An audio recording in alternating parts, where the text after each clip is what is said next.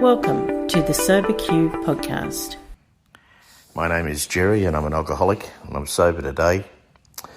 I'm a member of the Hurstbridge group on a Sunday night in Melbourne, and I've been asked to talk on this question: how has our drinking made our lives unmanageable? I came to AA for the second time, completely beaten by the booze. My life was just an absolute mess. I didn't want to be on the planet. I had a couple of goes at suicide and couldn't even do that properly. It didn't start out that way, but that's where booze took me. And my life was unmanageable, there's no question about that. But first I had to realise that I was powerless over alcohol when I pick a drink up. When I pick a drink up, I just want more. And that's different from normal people. You know, people in my family and friends can have a few drinks or sometimes even abuse alcohol. But they can take it or leave it, really. They can stop whenever they want to. They don't think about alcohol like I do. And the other problem I have is that I'm powerless over alcohol before I pick a drink up. That's a bit I can't really explain, except to say that I can swear on a stack of Bibles I'm not going to have a drink today, but I do anyway. And that was happening to me quite often. I wanted to stop again, but I just couldn't.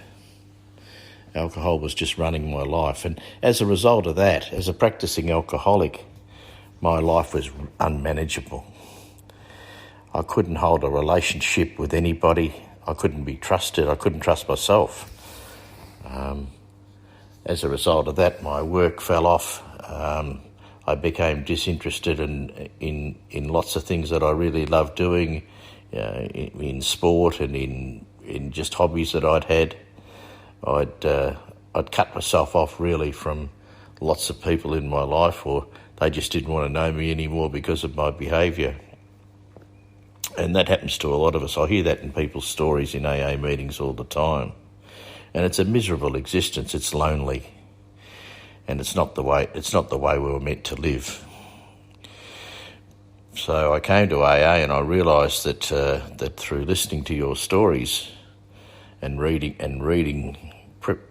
predominantly the big book, that I have this problem that needs to be dealt with. So I can stop drinking, but to stay stopped, I need to do some work on myself. As a wise AA member once said to me, nothing changes if nothing changes. So I had to start looking at life differently. And right from the first day in AA, I was given hope. I think that's really important, never to lose that, because wherever I'm at, you know, there is some improvement there in my life. Sometimes I don't see that, particularly early on. But I see AA members as just examples of people who've changed their lives for the better. And I don't think I could do that. In fact, I'm sure I couldn't do that without the help of AA members, and lots of them. My sponsor took me through the steps as they're written in the book. He asked me to do some thinking about myself to try and find the truth about me. Through my experience with that, I realised that life can be so much better than what it was. My life was unmanageable in all sorts of ways. Through my work, I had to straighten my act up there. I had to try and straighten up and correct the relationships I have in my family, not just with my immediate family, but my extended family, I guess. I had to start fronting up to life on a daily basis.